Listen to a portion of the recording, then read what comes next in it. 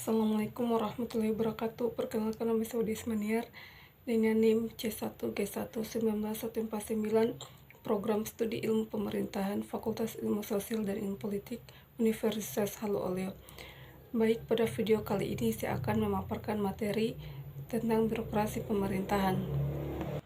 Pengertian birokrasi. Birokrasi merupakan struktur tatanan organisasi, bagian pembagian dan hierarki yang terdapat pada lembaga yang terpenting untuk menjalankan tugas agar lebih teratur. Seperti contohnya pemerintahan, rumah sakit, sekolah, militer, dan lain-lain. Birokrasi ini dimaksud sebagai otoritas yang ditetapkan sebagai operasional oleh berbagai macam peraturan untuk mengorganisir pekerjaan yang dilakukan oleh banyak orang. Fungsi birokrasi: melaksanakan pelayanan publik, pelaksanaan pembangunan yang proporsional, pelaksana, perencana, dan pengawas kebijakan, alat pemerintah untuk melayani kepentingan masyarakat dan bukan merupakan bagian pada kekuatan politik. Peran birokrasi: sejalan dengan tujuan pemerintahan, laksanakan kegiatan demi tercapainya visi dan misi pemerintahan dan pada negara, melayani masyarakat dan pembangunan dengan netral dan profesional, menjalankan manajemen pemerintahan mulai dari perencanaan, pengawasan, evaluasi, koordinasi, sinkronisasi, responsif, preventif, antisipatif, resolusi, dan lain-lain. Birokrasi seringkali dipandang negatif karena kinerja mereka cenderung dan menyusahkan masyarakat, dan bukan hanya itu, birokrasi juga ini dinilai oleh masyarakat sebagai organisasi yang boros, tidak efisien dan efektif.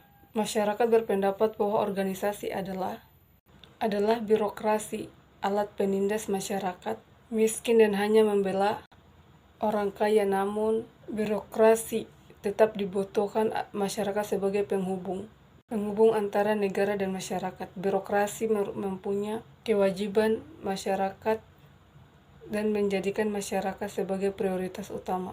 Ciri-ciri birokrasi. Birokrasi menurut Max Weber memiliki ciri-ciri sebagai berikut. Jabatan administratif yang terorganisir, tersusun secara hierarkis. Setiap jabatan memiliki wilayah kompetensinya sendiri.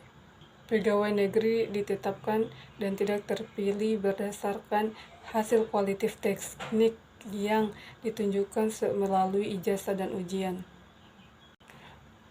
Pegawai negeri menerima gaji tetap sesuai dengan pangkat atau kedudukan yang dimiliki. Pekerjaan adalah karir yang terbatas atau pada intinya yaitu pekerjaannya sebagai pegawai negeri. Para pejabat tidak memiliki kantor tersendiri. Para pejabat berperan sebagai subjek yang melakukan pengontrolan dan pendisiplinan. Promosi diberikan berdasarkan pertimbangan kemampuan yang melebihi rata-rata. Karakteristik birokrasi. Menurut Max Weber, karakteristik birokrasi yang ideal adalah sebagai berikut.